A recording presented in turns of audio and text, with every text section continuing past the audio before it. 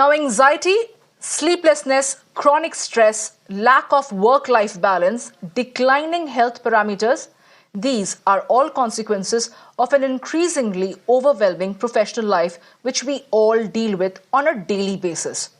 Unfortunately, for Anna Sebastian Perayil, this turned out to be fatal. The 26-year-old employee of the multinational consulting firm Ernst & Young in Pune died due to overwhelming workload. According to her mother, Anna had joined Ernst & Young as a chartered accountant just 4 months before she succumbed to the work pressure. These claims have been made by her mother, Anita Augustine said in a letter addressed to EY India chairman Rajiv Memani. In her letter, Anna's mother claimed that Ernst & Young was her daughter's first job and she was thrilled about joining the company. But just within 4 months, however, she succumbed to the excessive workload. Anna worked late into the nights and on weekends, returned to her paying guest accommodation completely exhausted on most days, and was burdened with back-breaking work as a newcomer, as the letter claimed.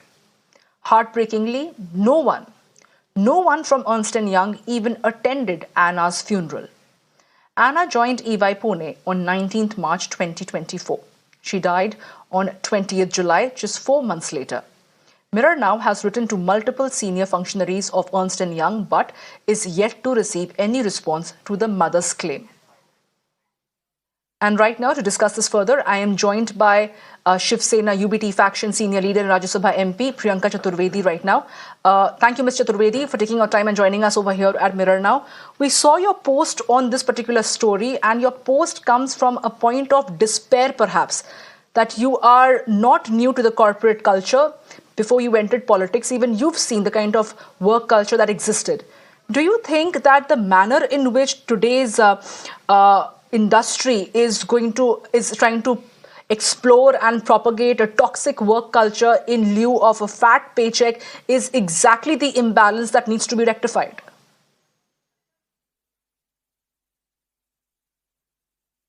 Absolutely. And considering, when I read the letter, more than a politician, more than as someone who has understood corporate work culture, it came to me, I felt a moment of despair as a mother of a child who's almost the same age as Anne, and having to wonder that what are we doing in terms of creating an environment which is, I would say, more worker-friendly, more employee-friendly rather than employer-friendly. It is the letter. When I was reading it, there are 3 points that hit me. One, when she joined, she's expected to change the narrative of the manager she was reporting to, because many people had warned her about the manager and about the way he made it very toxic. They made her believe that she could become the change maker. She, coming into the corporate workspace, started to believe that that's a pressure, that's a responsibility she needs to undertake, so she won't say anything no to any work coming her way. She will show the way. That's part one of believing that she'll be the ideal candidate to change the toxic environment. Point two that hurt me was when her parents tell her that why don't you, not report to work. Her inability to say no and the amount of work pressure she was under. Third, I'm sure she thought she had got the dream job of her life. And the last thing she would want to do is to quit that job. So those 3 things came across to me, and that is when I shared that letter. And I was hoping that when students who have come out through a very tough academic schedule, because becoming a chartered accountant in India is also not easy. It's a very competitive exam, very competitive course. So having to go through that and then joining an environment which is toxic becomes more the responsibility of the company to handhold such graduates and career new entrants who can be handheld to merge with the company to understand the work culture. But this was extremely unfortunate, and what hit me the most was that nobody even attended her funeral. So I'm coming out with the private members bill on this, where I think if Ernst & Young or any such big firm, MNC, that works in India, would it be okay to give this kind of a toxic work environment in America without being sued to death?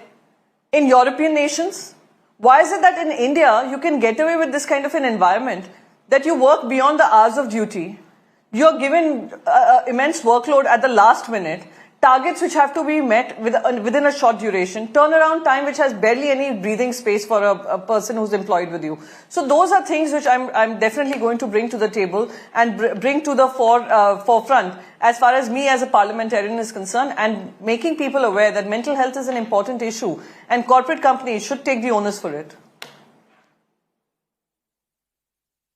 Absolutely, Ms. Chaturvedi, we get your point over there, but you're making a very interesting analogy over there that as far as the corporate work culture is concerned, when it comes to the work-life balance, the fixed working hours that gradually seems to get diminished in the bid to try and reach certain milestone and promotions, etc.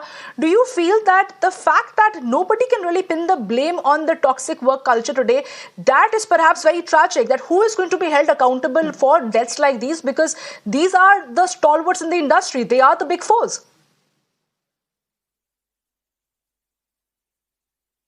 Absolutely. They should be setting the trend that, we have to identify what the, the barriers are, what the boundaries are, and set those boundaries. The HR policy should be employee friendly as well. This entire belief that even MNCs have started to do and go without accountability, and I hate to say it and I will repeat, these very big firms will not give this kind of an environment to, let's say, in America. Let's say the United Kingdom, let's say the European region. It is the South Asians and especially India which has this kind of a work culture where boundaries are difficult to set. Where people are pushed to a limit saying that, okay, this is the kind of salary we are paying you because we are the big firm. So you have to be at our beck and call and mercy at every given point in time. That is when I think the line needs to be drawn and companies need to be made aware that we cannot create a point of no return for any human life or as far as human rights are concerned, which are enshrined in not just, India's constitution for that matter, in the United Nations Human Rights Charter. So those are things I think which we really need to seriously contemplate on.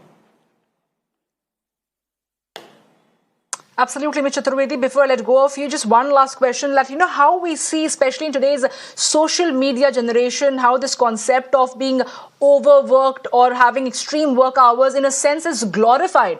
And there is a whole generation who feels that because we have done it, so we expect you to do it. And this whole concept of trying to juggle work and hustle, that culture, do you think, should not be glorified and it needs to be nipped in the bud?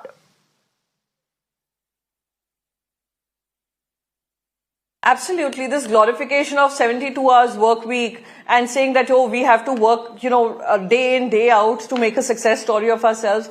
There are not many people who want to make success stories as per the bar set by these people who are promoting the idea of 72 hours per work week.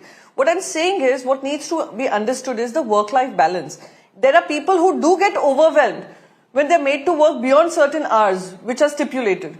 There are people who get overwhelmed with many other responsibilities that they handle. There are students who get overwhelmed with the kind of, stress that comes their way.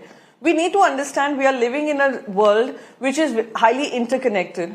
We are seeing a whole lot of social media platforms which are also equally adding on to the mental stress, mental trauma, as well as this glorification of, you have to work beyond the call of duty to be able to become a so-called success story or successful entrepreneur or successful startup or successful industry or an Infosys or a TCS. I think that's being unreal. We should make, what we need to glorify is that we need to have a work-life balance and we need to take care of our mental health. And success comes on the way of those people who are mentally strong, who are physically able to do something and are able to churn out better work during the work hours stipulated to them. This is what I personally feel. I'm sure there'll be many challenging this view, but I think that the need of the hour is this. Well, absolutely. Thank you so much, Priyanka Chaturvedi, for taking our time and joining us over here at Mirror Now as we discuss this very sensitive subject, that at what cost are we going to be achieving these success stories? Is it going to be at the cost of health? Because for Anna, this turned to be fatal.